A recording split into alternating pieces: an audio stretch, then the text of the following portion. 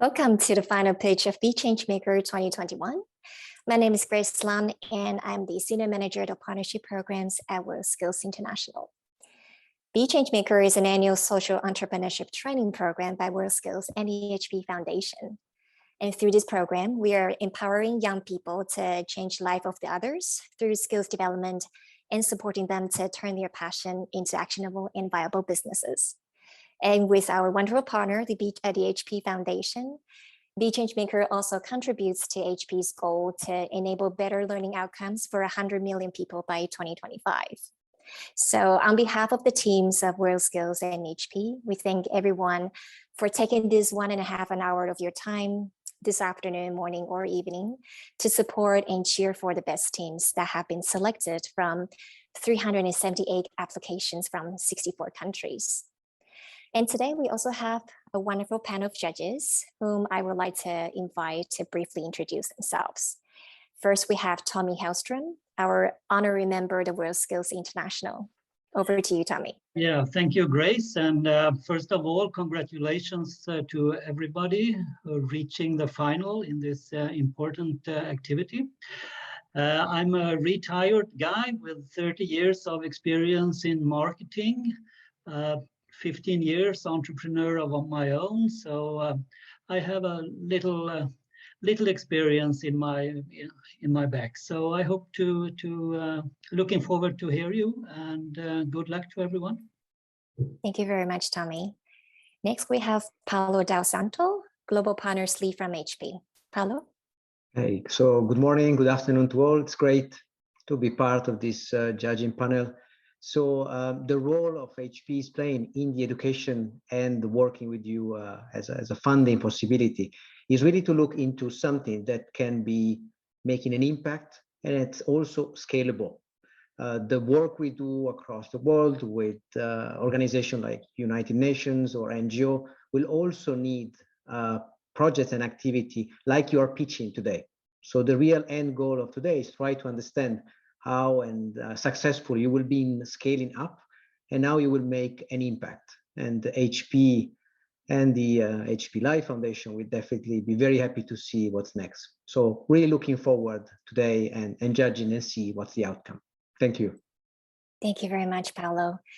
And next, I would like to introduce you to Milagros Lasso Castro, our technical officer at the International Labour Organization. Mila? Thank you, Grace. Good afternoon, everyone. My name is Milagros, and I am Technical Officer at the International Labour Organization. And it is a privilege to be here today in presence of these incredible, talented teams. And I would like to congratulate them all for making it this far. I have read many things about your amazing ideas and projects, and I look forward to hear them live. Thank you. Thank you, Mila. And thank you all the judges, and again, welcome. So all the 30 teams that were selected to join the program this year were amazing. And we thank all of our supporters, mentors from the HP network, our judges, and as well as the coach who have been guiding them and working with them throughout this whole journey. As we continue to be inspired by these young people, I am very excited to present the top teams of this year. So first, we have Bumii, who are represented by two brilliant Malaysian young women, Alia and Farhana today. They are climate activists who believe that many people out there want to do something about climate change, but not everyone knows how to start, where to start, or wants to be an activist. So they all certainly want to be part of the solution. And that's why Team Bumii, they have created something that helps people like you and me and makes contributing to climate action easy and actionable. Next, we have Omar and Sanad, who are representing Paragon, that is based in Jordan. Both of them were inspired by university projects that focused on solutions for food waste. As we know, food security and world hunger is affecting almost 10% of the global population. And while we are producing more than enough food, and with a lot of it being wasted, both of them are very passionate about creating a tool, given their background in computer science, that can minimize food waste and in turn to support the undernourished people, especially children. Also targeting public health and well-being, we have our next team, VaxiGlobal, who are a group of healthcare professionals in Zimbabwe. Both Diana and her teammate, Tino Tenda, who are representing the team today, believe that one of the ways to improve the current COVID challenges and the overall health system in Africa is to ensure authentic vaccination documentation and process, which is currently very vulnerable and is very easily fabricated. This is especially important for the rolling out of COVID vaccines, which are urgently needed in Africa. Next, we have a group of Taiwanese computer programmers and user interface designer who are sharing the same vision of making programming education more accessible in order to empower young people to pursue their career in a broad range of industries. Some even say that coding is the closest thing we have to a superpower because how it opens up a world of possibilities. So the team has created a platform that can help tackle issues of uneven distribution of educational resources, especially in the rural areas, and to make coding education easy and fun. Next, we have Reem and Abdurrahman, who are representing craft from Egypt. Both of, I think both with software development and artificial intelligence background, they realize that the most important skills that represent their culture are disappearing as the country faced the impact of COVID. So many of the craftsmen lost their jobs and they have no other means of income. To support these important skilled craftsmen and to help preserve their culture, the team has created a platform to promote the beauty of Egyptian crafts and skills training. Last, we have Kendra from the US, who is leading the team Black and Brown in the Middle. We all know that since the beginning of COVID, many people started consuming more media, and it was both the disappointing observation of the lack of diversity in the mainstream media and also the demand of many people who want to have more stories about the lives of people of color.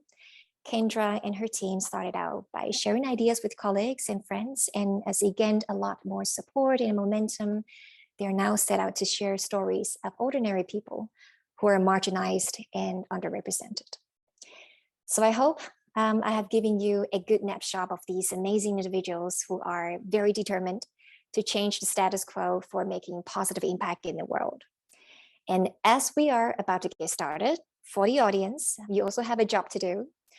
Please get ready to support your favorite teams by voting on the website. You see on this on the slide now, you can go on to vote.BeChangeMaker.com and log in with your email address. And please note that each person can only log in once. What you can do is to evaluate the teams as they pitch based on a scale of 1 to 5 for the criteria that you see here on the screen. Your votes will be counted as bonus points for the teams, and just make sure that you vote as the teams do their pitches, because we will only have 30 seconds at the end before we close up for voting the final evaluation. So for the teams, a last reminder for you, as you all know already, you have 5 minutes to pitch. If you go over time, Kim from HP will stop you from there, and you will have a maximum of 5 minutes for the QA with the judges. I hope you're ready. Without further ado, let's hear from Bumii. Hi, thank you, Grace. Assalamualaikum and greetings, everyone. We are pleased to present Iklim by Bumii. Being proud Malaysian climate advocates. Wait, have you started yet? Yeah. Okay, great. Okay, so being proud Malaysian climate advocates, we want our culture to inform the work that we do. We feel that a localized image represents a localized action, hence the use of our native tongue in the names. Me and Ali are passionate climate advocates, and with almost 8 years of climate advocacy experience between us, aside from our love for the planet, we had a pretty rocky start to our climate journey. We Googled environment NGOs in KL and picked one. From there, the rest is history. We have experience with the Malaysian Youth Delegation for Climate Change and the formerly known Ministry of Energy, Science, Technology, Environment, and Climate Change. Our experience has been a series of hits and misses because each NGO addresses a different aspect of climate change, and that has informed the many types of climate action projects. The process of trial and error isn't for everyone because we realize that many experience what we experience, but sadly not many continue with their climate journeys. Climate change is hyped everywhere, but it is hard to get involved, and it is frustrating and can make you feel helpless. Which is why we created Iklim. ICLIM is a virtual platform that makes climate action quick and easy. Anyone can be a volunteer for free, and with ICLIM, you can choose to volunteer anytime and anywhere. The platform allows volunteers to choose from a diverse selection of climate action projects with ease. Here's how we envision it. It will work as an app and how it will generally apply to on the platform. You create a profile in 2 minutes and set preferences that suits you. Then you can choose interested projects by swiping right, and you can then communicate with project hosts to learn more before confirming your attendance. Users will fill out a brief survey to determine awareness of the project topic, and you will scan a QR code that will be sent to your email upon project completion. And once you complete your first project, you can look for the next project on the platform. To tackle the climate crisis requires a global village, and we want to make that a reality through ICLIM. With over 70 million global volunteer activities happening through person-to-person engagement and over 30 million taking place through organizations or associations, volunteerism is a social movement. With 7 billion people, it is an untapped market. ICLIM tackles SDG 13 because we want to make every action count, and with the aim to achieve SDG 17 through our partnerships with organizations and communities. The climate crisis can be tackled through actions, big or small. Anyone can be involved regardless of their experience in social activism. Based on our journeys, we want to make climate activism easy, accessible, and impactful for others. For now, the platform user interface will be based on a website and email, while we fine-tune the mobile app experience. This approach will allow us to outline the process at a scale where we can track user experience while amplifying actions happening on the ground, thus creating our community of passionate climate advocates. And over time, we hope to transform ICLIM from a platform to an app. And here's how we'll do it. We have 2 phases, manual and automation. Under manual, we will focus on growing our volunteer market. As curators, we will work with organizations to give us the projects to post on ICLIM for a fee. With our experience, we know this will increase participation in climate action projects significantly. Under automation, we will automate our operation by introducing a function where organizations can directly post onto the platform. New users can sign up as hosts, and we know we're on the right track when we can convert existing volunteers to project hosts. Under manual, we curate and share the projects with the volunteers. Under automation, we can accommodate more users and offer hosts more benefits to improve their projects by providing them with a project dashboard to efficiently monitor their projects. We want people to know that their actions count. We are going to measure action that's happening on the ground and visualize the actions to something quantifiable for people to see. We're doing this because we want to hold organizers accountable for their projects and show volunteers that their actions are meaningful and effective. Our beta testing community is growing. We're excited to see that ICLIM is resonating with people, and we can't wait for everyone to use ICLIM, both as volunteers and project hosts. We believe in the power of a global village that can tackle the climate crisis because one problem has 7 billion solutions. Thank you. Wonderful. Thank you, team, for the presentation. Now, time for the judges. I would like to start with Tommy. Thank you. And you sure address a very important global issue. What I'm a little bit curious about is how will you plan your, so to say, kickoff for the social movement you like to start? Which are the most important steps for you to reach a little bit of a critical mass of volunteers? So I wonder what kind of thinking do you have to really reach out to a number of volunteers, which will probably be the first users of your upcoming app? Thank you for that question, Tommy. So how we will be collecting this movement of volunteers is that at first we will reach out through our friends and family, and we'll also be doing marketing through social media and word of mouth. And that's technically sort of like our first phase. And from there, we will actually continue to have sort of like a referral program where people can share like codes to get people to get onto the platform. So that is our plan to get especially volunteers for on our platform. You also mentioned briefly organizations and associations. Yes, that's right. So I think that will that kind of strategy to involve such organizations will hurry up your process a bit. But good, Yeah. very good luck to you. Thank you. Thank you, Tommy. I'd like to ask Paulo if any questions, comments. Oh, that's so a great work, strong presentation, very clear and crisp. I think the only two items I noted down is probably rewards and kind of scalability. So of course, doing something good for as a kind of group or people, or it's important. You might think about getting a reward or something about gaming that could maybe help, something like getting points or more visibility, whoever the community works for. And the other scalability, probably following what Tommy was saying, your could be not just a standalone app, but a portion of existing other community. For example, UN Women has a huge website, and you can source their community there. There is a social media called Goodwall, which is similar to Facebook, but not as so invasive as Facebook. So you might be a plugin into this community. So you would just benefit from the size, the number of users, and visit it, and just direct more there.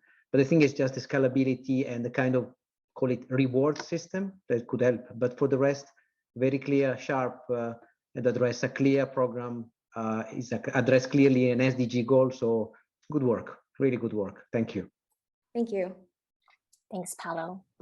Last, and Mila, any questions from your side? Thank you, and thank you to the team for this great presentation on such an important subject as climate change. You know, the ILO recognizes climate change as one of the key drivers of transformative change in the world of work, one that presents significant challenges for sustainable development, for employment, health.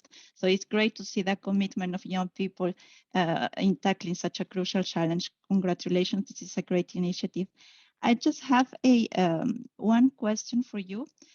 You mentioned that you are going to work with organizations to identify projects where the young people will be able to participate, contribute. How are you going to identify these organizations and these projects? How are you going to make sure that these projects are legit, are something that are very important, something serious? How are you going to do that? Thank you for your question. That's a very valid question, that is for sure.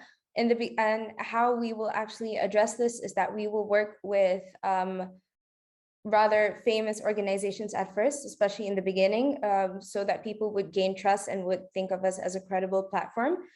We will be looking at organizations such as like Greenpeace, WWF, the UN, and many other organizations that are local, but also familiar to a lot of people, especially within their communities and stuff. That's how we will start.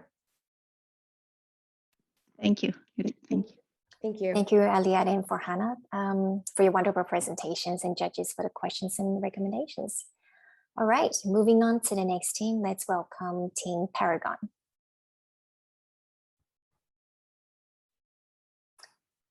Omar, just let us know when you're ready.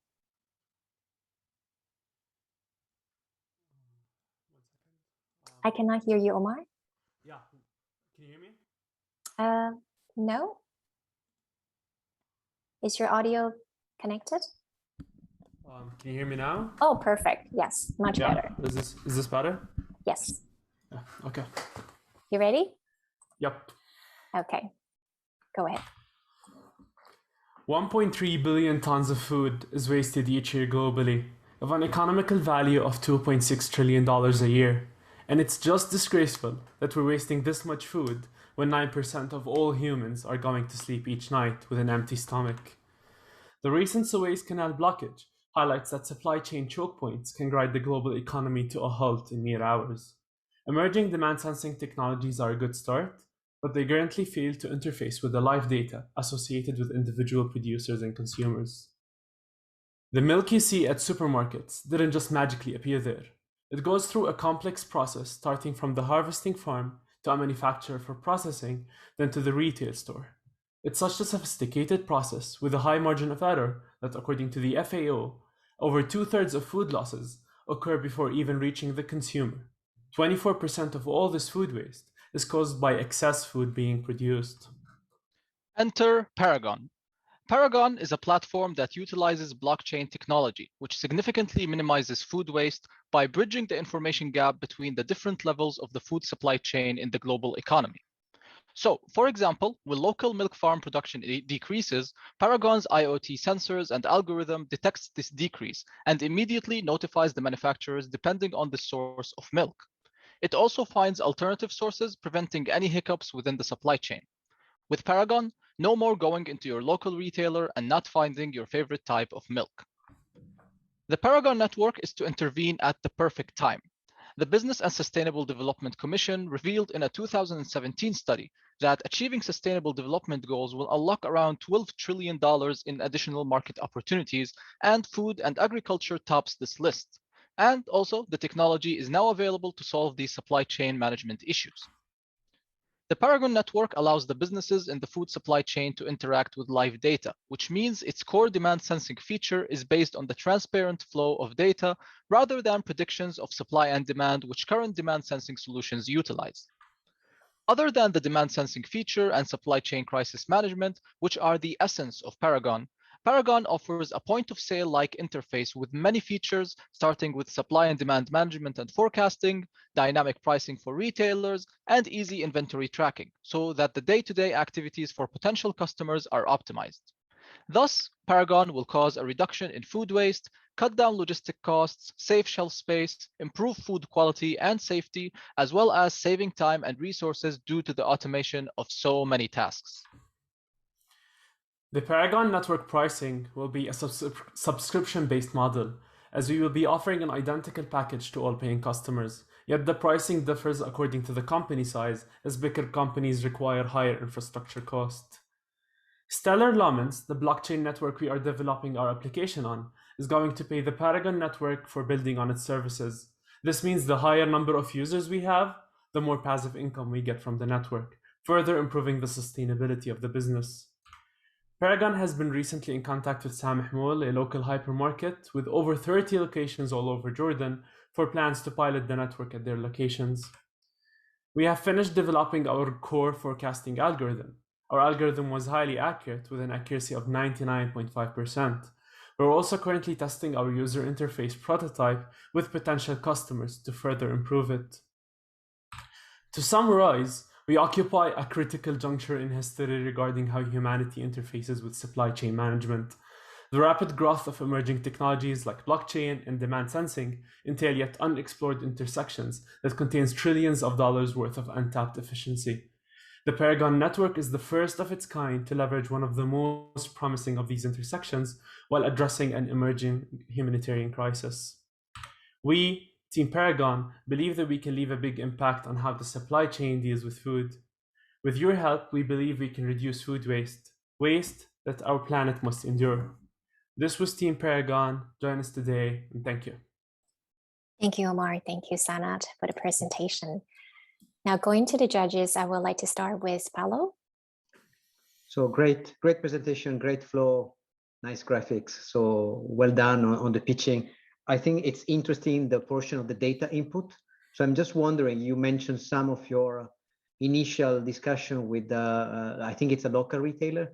So any insight? Because I think the gap is not when you grow, it's just really the initial data entry and flow. Any insight, anything you learn or feedback that you receive from your kind of initial customer, early adopter? Basically, one thing I would say, it totally changed our mindset in terms of how the data will flow, basically, as you mentioned, because it's at the beginning what makes it difficult, because the amount of data we got and the different types of data they're storing that we didn't even imagine they're storing allowed us and forced us basically to change our whole working of our algorithm, because basically we were testing it on a much smaller and more specific data set to begin with, being able to put our hands on the data of a real big retailer has allowed us to basically be able to move things around to make things more beneficial and more, let's say, make sense on the long term as the business grows and becomes more global. I see. I think the value there could be to dig a little bit more on the value chain. So retailers are the kind of one of the last leg in a distribution. If you also try to focus on the 2 steps before, I mean, the producer sensors or IoT, or in Switzerland there is a lot of drones, discussion about the quality of the crops and so on. This could be an addition for data collection, and you can host or present yourself as a data collection platform which is neutral and based on blockchain. But it's good, very interesting, and thank you for today. Thank you. I do have a comment. Like, the whole idea is to start with the retailers and then to scale to the different levels of the supply chain, as you mentioned, and having this influx of data moving through all those levels will allow every level of the supply chain to optimize its production in terms of quantity and like ultimately quality, because there would be no food that's being accessed and like consumed after expiry. Sure. Good. Yeah. Thank you. Thank you so much for your input. Thank you. I appreciate it. Anything from your side, Mila? Thank you for your great explanation. I have to say that this is not at all my area of expertise. Usually when I hear the word blockchain, I just get confused and lost, but the way you explain your idea and how it works was great, very user-friendly. Congratulations. I just have one question is, have you thought about including some kind of training for customers on how to use this tool? I'm asking this question because I see that some of your customers are SMEs, sometimes may lack digital skills or knowledge required to use the tool. And then maybe the lack of such skills could be an obstacle for its adoption. So I was just wondering if you're planning to include something like this. Thank you. You're welcome. Yeah. Thank you for the question. So basically, it is part of our onboarding plan, but the thing that makes Paragon special for those kind of people, you mentioned the people who are not familiar with the technology, is that all the sophisticated moving parts are working in the back end.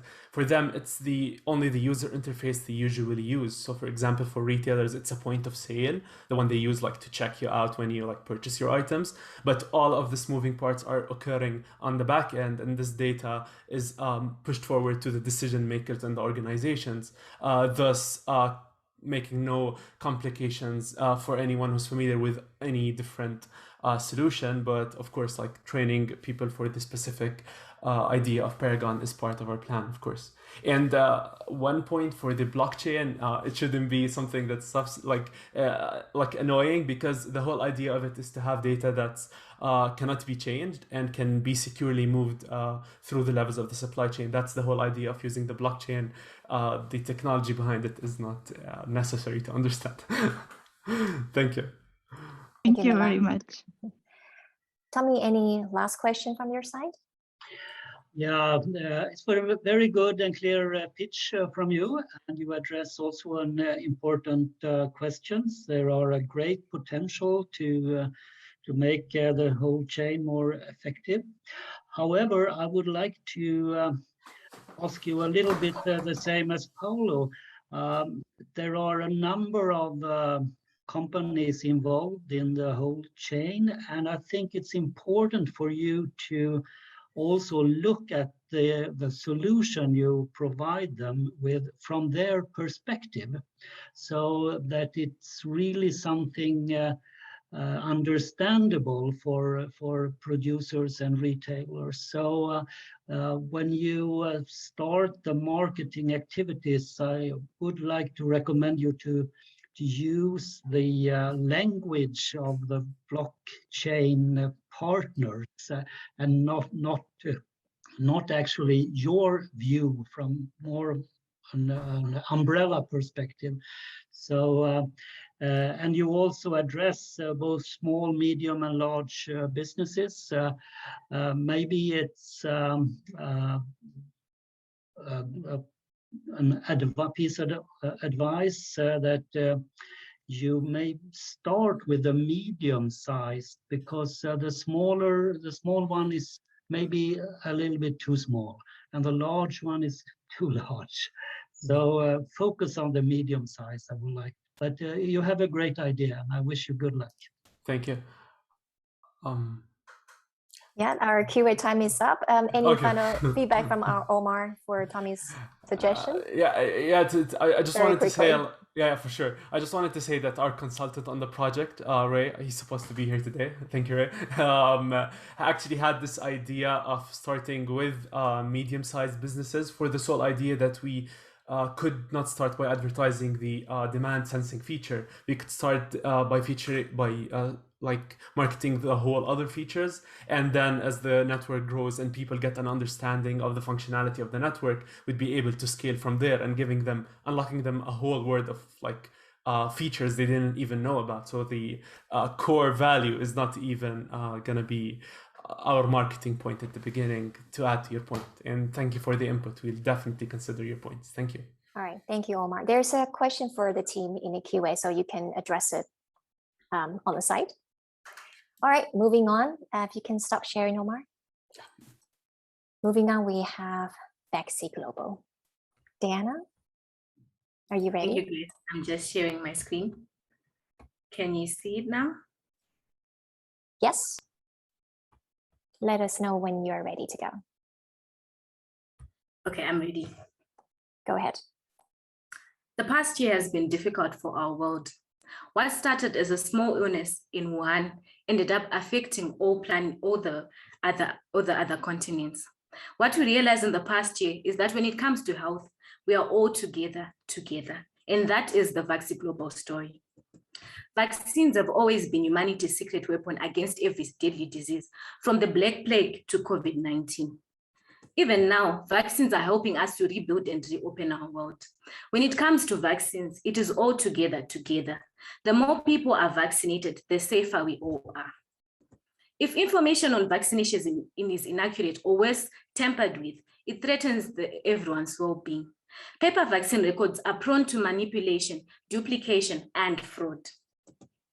Yet nearly 100% of vaccine records in Africa are on paper. This has resulted in high mortality and fraudulent paper cards being used for travel. This is frightening, as there are 124 million travelers on the African continent per year and 1.5 million deaths due to vaccine-preventable diseases. A poor vaccination system is costing Africa 231 billion per year, keeping a continent that is already in poverty in even worse and dire circumstances. VaxiGlobal is a solution that believes that vaccination systems in Africa being digitized will protect global health security for the world over. We're a team of health professionals who have learned from experience that it is important for vaccines in Africa, especially as it is a low resource income setting, to prevent diseases that we cannot manage. Our solution is built for Africa by leveraging on biometrics for people who do not have IDs or any other documentation. We use a mobile-based camera tool for biometrics capture, and this is available offline. This is important as most vaccine programs in Africa tend to happen as mass vaccine programs in areas that are hard to reach and do not have connection. Once this data is collected, it is then uploaded onto a ledger when the collectors get back to areas where there is connection.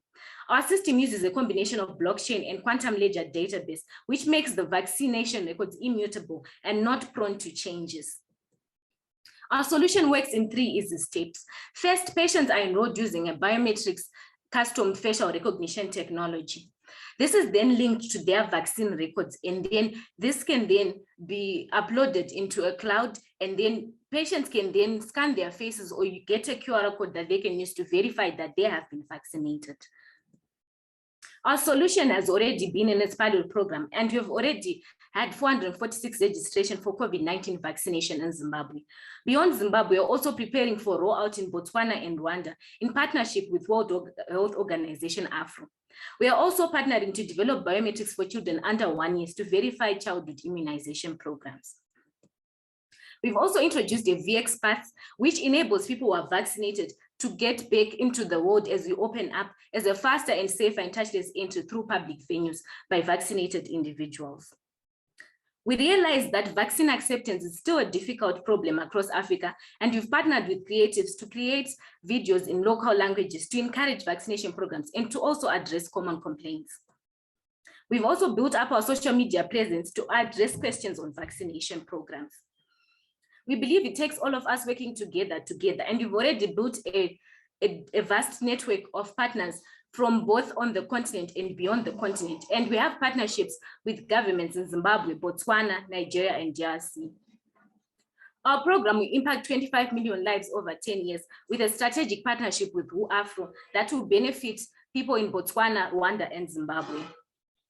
Our revenue model is both symmetrical and asymmetrical, mainly partnering with NGOs, governments, and clinics to make sure that people can get the solution for free. We can also make solutions for travelers and international university verifications for individuals. Our solution and revenue is built into phases, and our main monetization phase will be in phase 3. We are currently in phase 1. Our solution is both sustainable and scalable, as it is a low-cost and high-return solution that is self-sustainable and can also be used in other areas such as finance, education, and security. Join us today, and you can visit our website to learn more. Thank you. Thank you very much, Diana. I would like to now turn to the judges and check with Mila, have any questions or comments for the team? Thank you, Grace. First of all, congratulations. This is a wonderful idea. I see that it has the potential to become an important tool to help monitor and manage the rollout of vaccinations and get economies back on track. I just have one question. You mentioned in your presentation that you're testing the solution in Zimbabwe and that you're about to roll out in Botswana and Rwanda in partnership with WHO. Can you tell us how are things going in Zimbabwe? How are you planning to reach your target of 4 million individuals? And also, can you explain how did you get the support of the governments and WHO? Okay, let me start. So how do you plan to get our target of 4 million people? So we've made strategic partnerships mainly with the government, and we've partnered with COVID vaccination centers. So this makes it easier for us to advertise our solution when people are getting vaccinated. How we managed to partner with governments is that firstly, we partnered with World Health Organization, AFRO. We presented to them our solution and they realized that this was something that was lacking. Firstly, we had thought of the solution for yellow fever vaccination programs. And then with the current COVID-19 pandemic, we also then realized that this is actually a solution for vaccination as a broader solution. So then we signed a 10-year partnership with World Health Organization, AFRO, as it was looking for innovative solutions to health problems in Africa. I guess the main challenges in Africa and with governments is that there'll always be a lot of doors to knock, and sometimes that slows progress. But we've decided to take that as a learning point and to always approach governments and start with them when we start to gain their support as well. Thank you very much. Thank you, Mila. Tommy, anything from your side? Congratulations to a very good presentation, and I really like your logo, VaxiGlobal, when you focus on Africa. So it says something about the ambition. Thank you.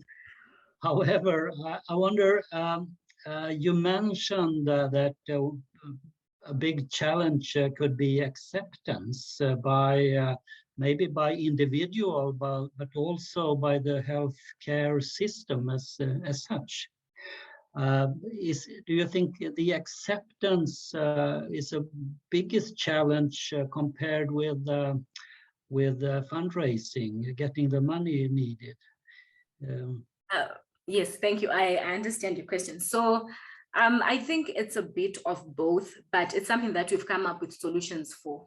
So, for example, the challenge of getting people to accept vaccinations, we've realized now is global. So thankfully, our name is VaxiGlobal, because as you've seen with COVID-19, it's not just Africa that's been having people having issues with accepting the vaccine. So we've been learning from other partners and learning from other vaccine programs, how we can make people accept vaccines more and actually address complaints. And that's why we built a social media following. So in terms of finances, our solution is a low cost, high return kind of solution that is is self-sustainable, and realize that for us to finance our solution for a year, we only need 2,000 active users. So that means it's a very low cost, high return solution. So that is not mainly our concern right now in terms of our solution, but to make sure that vaccines are accepted, because this goes beyond us and our solution and into the health of the whole world. So hence VaxiGlobal. Okay, just a final question about the pricing model, the financing model. Who will pay? Is it the sick care system, the state, or the individual? Okay, so prior to our solution, what used to happen with vaccine programs was that it was a disjointed solution. So then if you wanted to come and bring vaccination against hepatitis B with your NGO, for example, then you'd fund that specific program. And then the government will fund another specific program, then resulting in multiple vaccine records. So what our solution does is that we create one platform where all these players and stakeholders that are important can then bring all their efforts together. So mainly our system, as I had showed, I'm just going to go back to the slide. It's mainly asymmetrical, where we are venturing onto NGOs and governments and funding into that, mainly in our monetization phase. So then this will make it easier for people to get the solution for free, and the citizen will get the solution for free. But there's also part of the solution for 16.5% of people who are travelers would want to have their records verified for easier travel as well. So that's also a separate market that we're tapping into. Okay, great. Thank you, Tommy. Thank you, Tommy. So the QA 5-minute time is up. I don't know, Paolo, if you have any suggestion, question, a quick one, or you would like to leave in a chat? No, a very quick one is maybe the connection with other UN organizations like the World Food Program or World Food Organization. Distribution and identification of beneficiaries could be a good idea. The last one is privacy.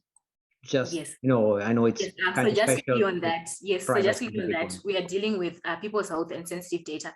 So we are leveraging on the DHIS2 system and the HLZ system, which are recommended by the World Health Organization in people who are collecting data that is personal like this.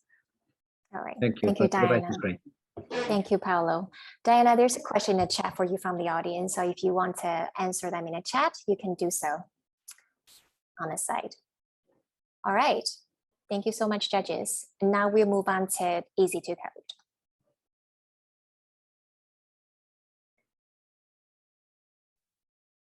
Okay, so here. All right. So let me begin. Hello, everyone. We're Team Easy to Code. The gap of teaching resources between urban and rural areas are growing day by day. Remote learning demands are increasing due to the COVID pandemic as well. We want to bridge the gap in computer programming education. In fact, there are more rural schools than we thought. In Taiwan, 33.4% of schools are in rural areas. 84% of county contains at least one rural school. Even though government provides lots of resources into remote areas, the major issue of no teacher still plague their education rights. Therefore, providing an excellent remote teaching tool and breaking the distance limit is our main goal. The solution we came up with is a system where teachers can manage classes and grading without the students being physically around. CodeJudger is an online teaching platform with mainstream programming language support, browser-based IDE, and real-time evaluation of the student's work automatically. Traditionally, a teacher needs to take care of all students individually. Additionally, the teacher also spends lots of time doing non-teaching chores, such as traveling, organizing grades, etc. This is a significant challenge for our frontline teachers. They want to simplify remote management and grading. With CodeJudger, every student can access the same teaching resources anytime, anywhere. Teachers can track the progress of each student easily as well. We've partnered with Computer Skills Foundation. They are the largest, most trusted computer education institution here in Taiwan. We will work with them to promote CodeJudger to all schools and education organizations. During development of CodeJudger, We constantly listen to the feedback from our partnering teachers to improve our system further. Experimental classes are also held to test our system in a real-world scenario. Now, I'd like to show you some of the key features in CodeJudger. Let's start with the sync editor. All content typed on the teacher's editor will be immediately reflected on the student's side. This is a great tool for remote teaching and lowers the understanding difference between students and teachers. Also, students can ask questions. The teachers will see the questions and can answer them interactively. Next is the exam feature. Teachers can set up remote exams for students to attend. By starting the exam, all students will receive the questions at the same time. This is a great feature where teachers can hold remote exams as fair and as effective as possible. At the end of the exam, teachers can generate reports to see how their classes performs, allowing them to adjust the class content as needed. We also developed a feature called Coding Game. We want to enhance the engagement of programming education in a fun, competitive spirit that is different from traditional classroom. Let me show you how it works. This is the preparation screen. The students can join in competition and their name and avatar will show representing them as a competitor. When the game starts, the scoreboard will show their name, time, and correct answers for each student and will update instantaneously. The more problem you solve, the higher rank you will be. Last month, we've invited partnering schools to try it out and hosted an online competition with Coding Game. The entire game is streamed live on YouTube for anyone interested in CodeJudger to check it out. In pricing and markets, we're selling CodeJudger based on classes. Each class contains 2 teaching assistants and 1 teacher. We also offer a 1-month free trial to try out our system. Our platform is developed to be scalable and extensible. We offer additional features such as API data exchange, institution reporting for additional cost. CodeJudger can bridge the gap between students and teachers, making remote class management possible and spread programming education all around the world. CodeJudger can break the limit, aiding home learning. We're a team easy to code. We will make programming education more valuable and accessible. Yeah, just on the spot. Well done, Nick and the team. Thank you to him for the reminder. All right, I would like to go to Paolo for any questions, comments for the team. So great presentation, perfectly on time. I think it's very relevant and you understand clearly what's the challenge for the communities you're serving. So very well done. The 2 comments I have is one is students with disabilities. So I think it's a great opportunity. I'm just thinking how this could be addressed, whatever visual or learning, and so the interaction with the teacher. And the second one is the cost. In your slides for the cost, I'm not sure how we actually came up with the kind of entry or 0 or freemium model at the beginning, and then the scale up. So it's really, one is try to see our students which are disabilities in any level, and second is pricing model. How do you come up with a pricing model? That's actually a great question. So for the first one about disabilities, when we're designing our platforms and our systems, our front-end UIs, we focus on disability assets as part of our designing routine. So part of our system currently already supports supporting devices such as dotted for the visually impaired. Yeah, our system partially supported, but we're definitely looking for some more additional features, especially as you saw, we have a coding game feature, right? Currently, that feature may not be extremely friendly to colorblind persons, but we're definitely working on that region as well. Okay. And for the second part, in terms of pricing, so in our pricing models, our free is kind of the free trial, which organizations can try to integrate CodeJudger into their existing teaching system to see if our platform really can serve them well. And where our classes is based, our pricing is based on classes and each semester charged. So each package has 2 teaching assistants and 1 teacher. Okay, thank you. Thank you for it. Mila, anything from your side? Well, first of all, thank you for this very interesting presentation. This is a great tool. Distance learning and digital skills are key for people to be able to navigate and adapt to the changing world of work.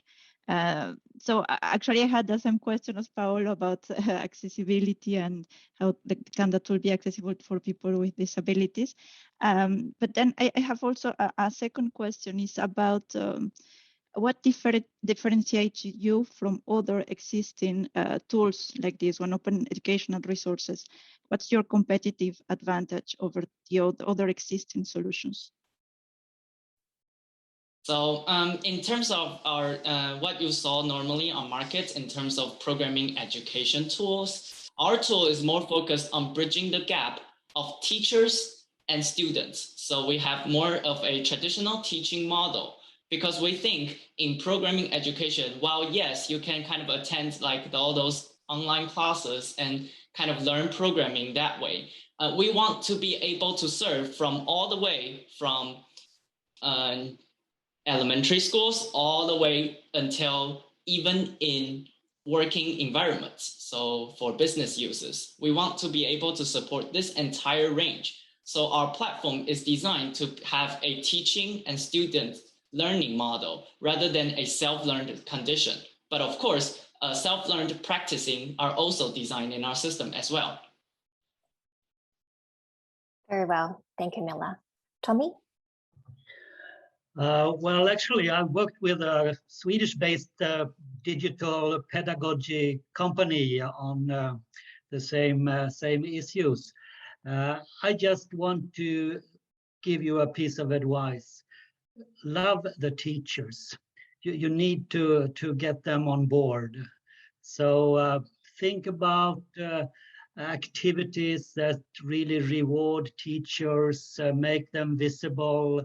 And in Sweden, we actually launched a membership model for teachers to bring them into continuous development of the tool as well. So make the teachers love you. Absolutely. During our development of the system, we've actually discovered that quite fondly that teachers indeed kind of really likes our platform being able to support their classes. But it has to be definitely useful and helping the teacher, but not slowing them down. But yes, absolutely. Teachers' reports and feedbacks is a crucial part in our system's development. Great. Okay. Thank you, Nick and the team, and thank you for the judges' questions.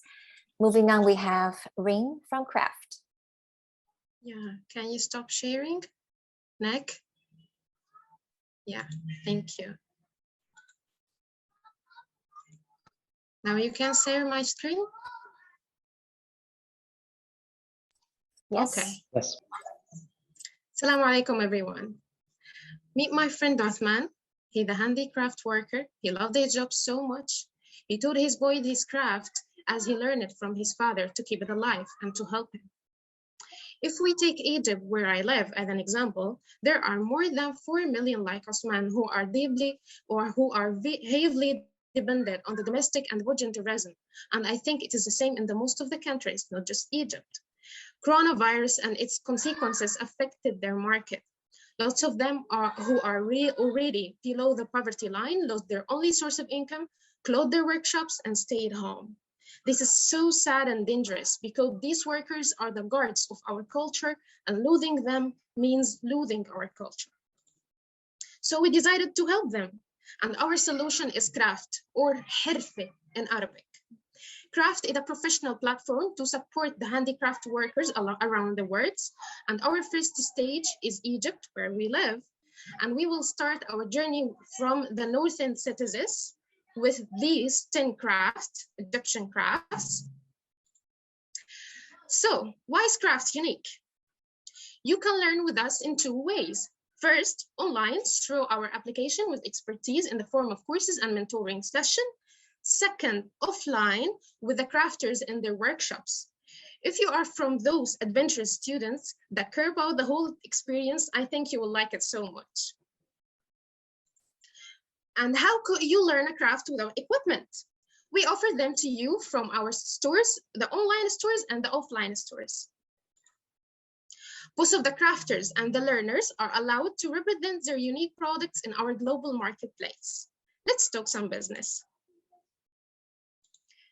These numbers depends on our traction model, and I think it's good enough to invest in craft. Now, let's talk about the packages. This is the freemium model.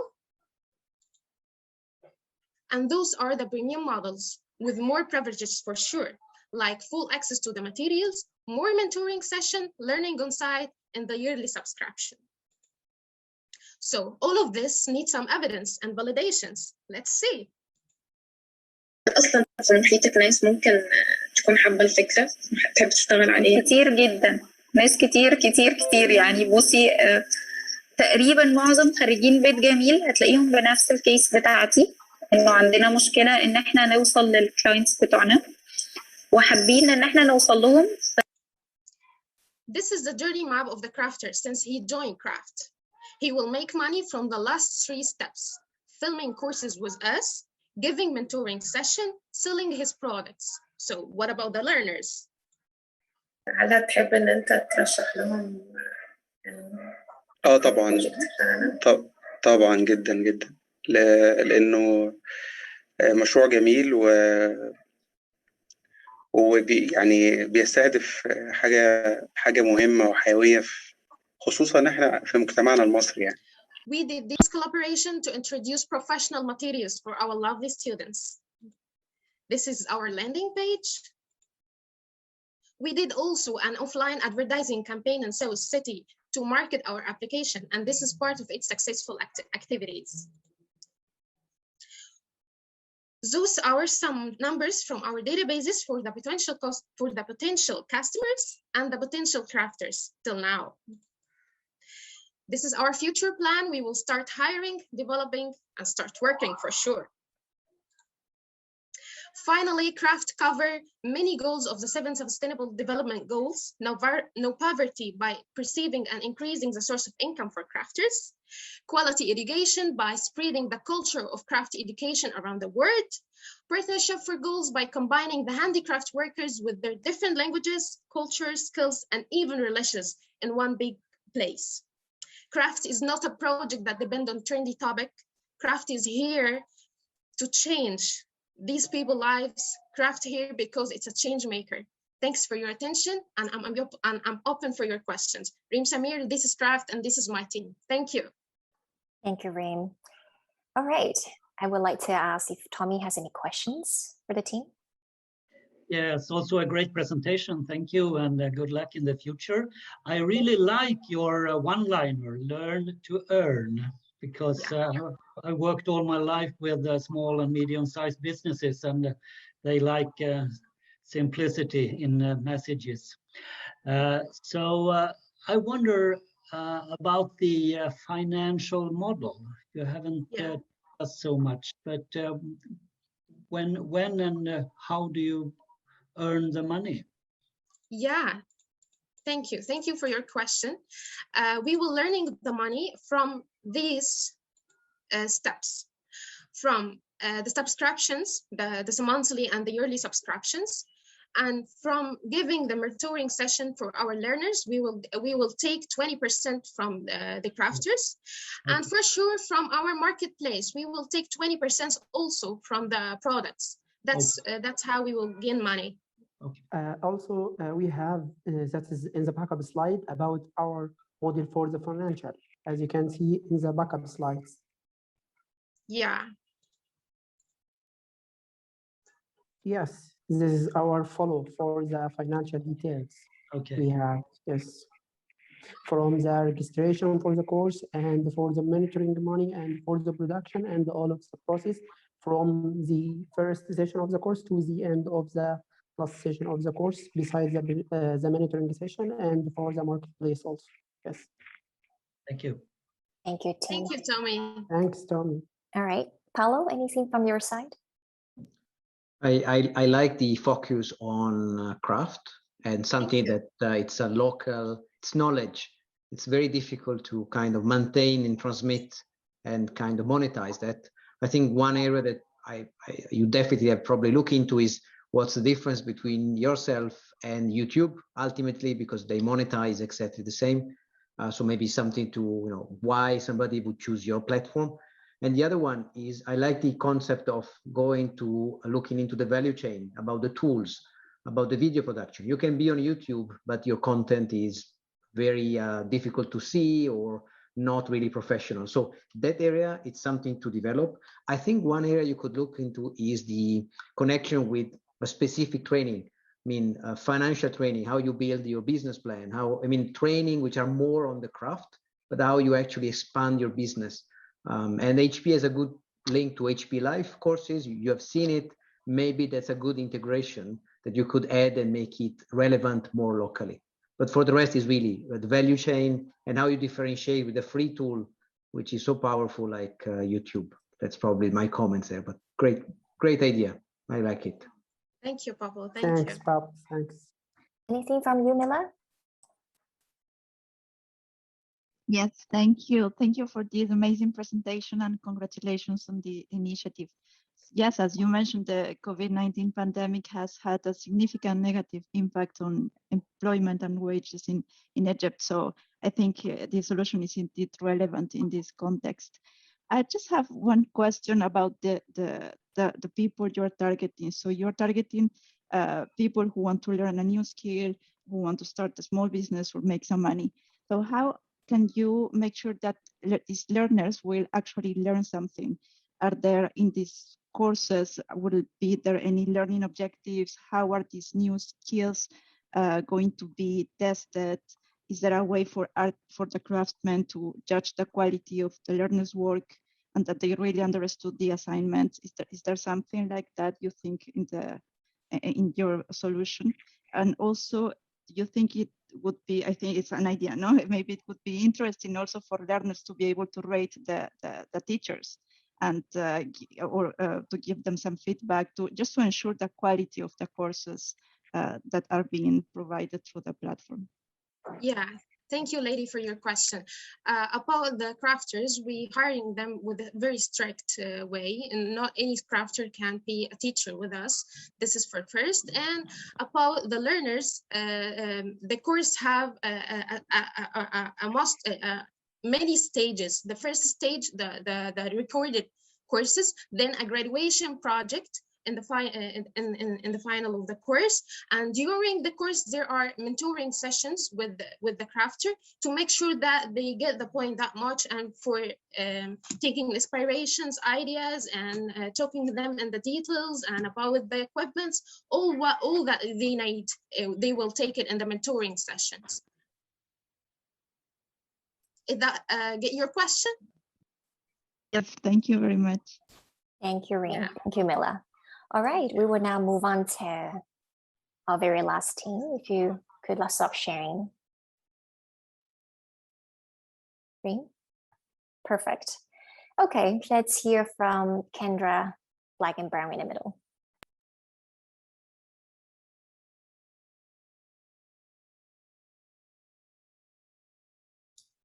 Okay, can you see my screen? Yes, go ahead when you're ready. Ready. Hey, have you seen that show about the token Black girl who lost her voice and found it in her community 20 years later? How about the Latina artist building a booming photo business in the heart of East Oakland in California? Of course not, me either. Media still underrepresents the diversity of Black, brown, and indigenous communities with stereotypical characters from opposite ends of a spectrum, overlooking all who exist in the middle. American actress Constance Wu from ABC's Fresh Off the Boat shared that it's better to depict authentic Asian American stories than adapt to the white American framework, and we completely agree. Black and Brown in the Middle is a production company that centers the stories of everyday people, sharing those with the world. We work with creative professionals to bring those stories to life at a Hollywood level. Last year, these media companies reached well over 4.5 billion users and made almost $80 billion in revenue. Like our key competitors, we attract a niche customer base and offer alternatives better representing our diversity. Based on feedback from our customer base, both people of color and those who don't identify with our communities, we have several channels delivering stories, education, and inspiration, including our merchandise. We offer a collection of inclusive products sporting our fresh yet nostalgic logos to build community and brand awareness. We've sold about 50 items, bringing in almost $600 in revenue pre-launch. We're also building a loyal social media community across the most popular platforms. On Instagram, we have 568 followers, and we've reached over 30,000 accounts in the last 6 months. We're partnering with a creative company to develop a new strategy for improving our internet presence and our online community around our brand. The foundation of our platform is a series of short films featuring everyday people of color.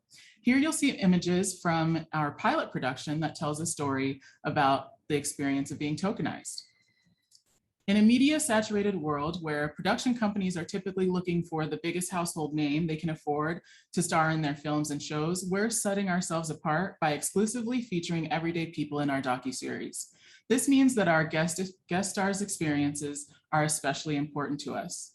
Whether we find you through our network or you make your way to us via our interest form on the site, our white glove onboarding will get you familiar with our company and the production process.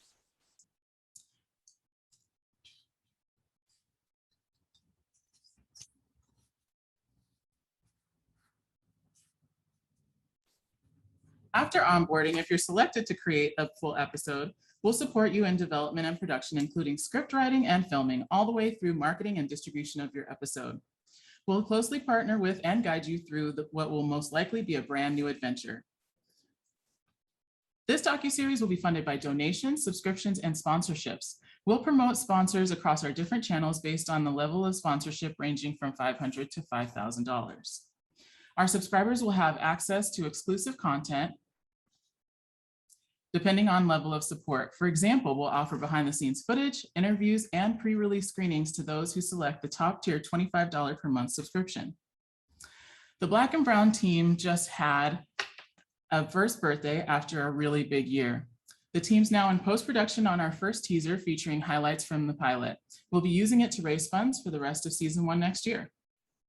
We're really excited to continue growing, and one of my favorite things about our team is that we're all globally minded and connected, both in creative and corporate networks. Because of that, we're well positioned to scale our productions through partnerships and collaborations around the world and target other market segments.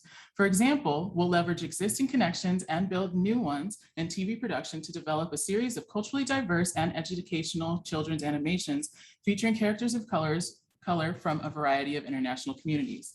In the shorter term, our goal is for our docuseries to be picked up by a major global network or streaming service, allowing us to fund the continued expansion of our production to other countries and languages. Before closing, here's a sneak peek at raw cut footage from the pilot about our token Black girl that I introduced before. I'd really become comfortable in the familiar discomfort of being othered, being the token. That's really why Black and Brown in the Middle was born. It's my answer to a white-centered world. It's really time for us to get into the middle. I am Kendra Token Williams, and I thank you for your time. If you're interested in finding out what happens in my story or the Latina photographer in East Oakland, make sure to follow us. I'm happy to answer any questions. Wonderful. Thank you, Kendra. I would like to check with Mila. Any questions, comments for the team? Thank you very much for the presentation. I believe that the promotion of diversity and inclusion of underrepresented and marginalized communities should be a collective effort, and congratulations for putting this topic on the table. I just want to ask one question. Sure. If you assume that I am a potential sponsor in your company, could you give me one good reason to invest in your company? Yes. I think the main reason that I would personally invest if I wasn't the one running this, is that there's limitless potential for growth here. Because we are not targeting celebrities and big names to be a part of our productions, we really can acquire stories from around the world. And obviously that means billions and billions of stories. So there really is limitless potential for this to grow and to bring in revenue and thus make everyone happy and money. Thank you. Thank you, Mila. Paulo? So I really like the focus on diversity and inclusion, and the quality of what you're doing, ultimately like a professional agency, but with more core values. I think it's great. It could be appealed to a lot of company. I think one area you could look into is as well providing your story and your knowledge as training or capabilities to big companies, not just to sponsors a video or to be helping creating one story, but also telling the story and into their own workforce, because the diversity and inclusion is a big topic inside big company. This could be another venue for you for not just sponsorship, but train the workforce of company. But for the rest, I mean, it's perfectly on target, and it's a great execution. So I would just think about this as further reason why somebody should hire you or invest in the company. But the rest is really great. Thank you. Thank you so much. And that's a great idea. I actually come from a background of diversity, equity, inclusion training and development. So I will absolutely take that under advisement and see about expanding into that realm as well. Thank you. Thank you. Tommy? I like your focus as well. And actually, my thoughts are almost the same as Paul's. Look at big companies as well, big global companies. So I don't have any question, just a very good luck in your big launch in January then. So thank you so much. All right.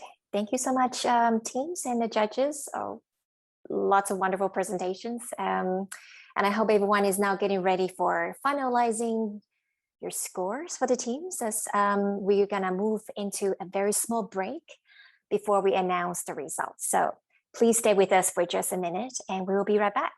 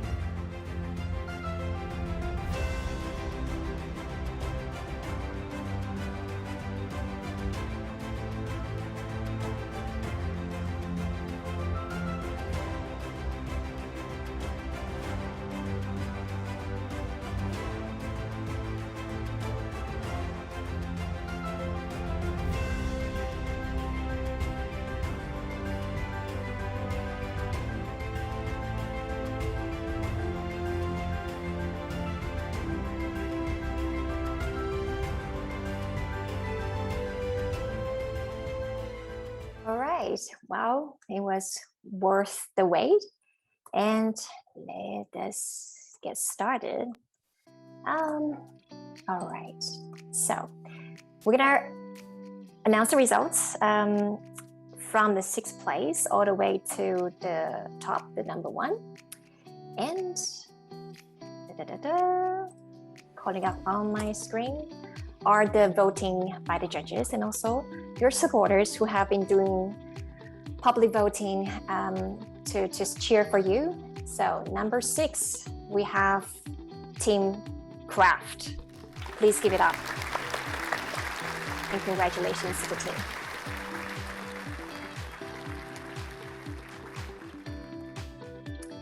Okay, number 5. We have black and brown in the middle.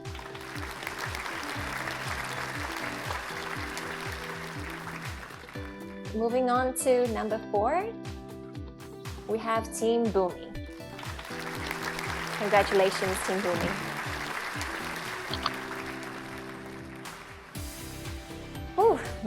Counting down from number 3, let's give it up to Team Paragon. Congratulations, Omar and Sana. Now you're probably guessing who's number 2 and number 1. Get ready. We have Team Easy to Code. It's number 2. Congratulations.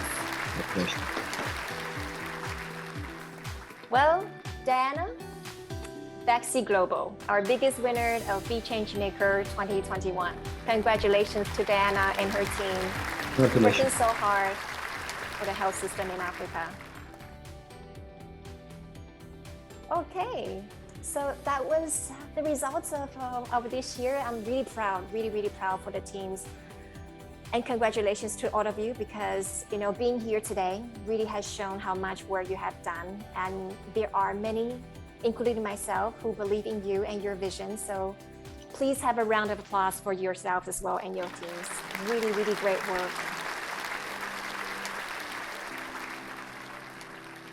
Okay, if we can slowly tone down the music, I would like to invite Stephanie, our wonderful partner from the HP Foundation, who have been with us since 2017. I'm really grateful for all the resources the HP Foundation has provided us. I'd just like to invite Stephanie for any final few words. Yeah, thank you so much, Grace. It's been a real privilege personally to be part of this year's competition, and also for the HP Foundation to have been the sponsor of the competition since 2017. And this is more than just a sponsorship opportunity or a donation for us. Through HP Life, we show our commitment to digital equity and to really to bringing technology-related education and learning experiences to underrepresented and underserved communities. All of you should be really proud of yourselves. You all are all winners. I'm really excited to see what all of you do next, because I know it will be phenomenal. It's just, you're just such an inspiring group of people. So again, thank you so much for allowing me and the HP Foundation to be a small part of your journey. Go out there and be great. Thank you so much, Stephanie. And for our teams, I just want to ask if you would like to share anything, any thoughts from your side, being through 3 months of intensive program, working with our mentors and a coach. Just simply unmute yourself. Don't be shy. I'll go first. I just want to say congratulations to VaxiGlobal. I am just so honored to have shared the stage with you today and the rest of the teams. You all did incredible work, and it's been super inspiring the last few months to work along and learn alongside all of you. From the Black and Brown in the Middle team, we just wish you all the best of luck, and we look forward to watching your journeys. Thank you, Kendra. Anyone else? Diana, as the biggest winner? Yes. Yes, no, I genuinely can't find my voice. I was trying to avoid speaking, but thank you so much. This has been such a great opportunity for us to learn, and the HP program and the courses have helped us as VaxiGlobal a lot. But yeah, I don't have words, so thank you so much. Thank you, Diana. Nick and the team going like this at the back? Hello. So yeah, actually, absolutely. Congratulations to all the teams. And it's been a wonderful journey coming along and then kind of learning together. and then finding out actually everybody's very talented and have a very promising future in terms of their projects. And I'm really looking forward to see more of you guys. Thank you, Nick. Omar? Yeah, I'm not usually good at those points, but yeah, congratulations for everyone. It was nice to meet you all. I love the enthusiasm everyone has. Aliyah, Farhana? Yeah, just congratulations.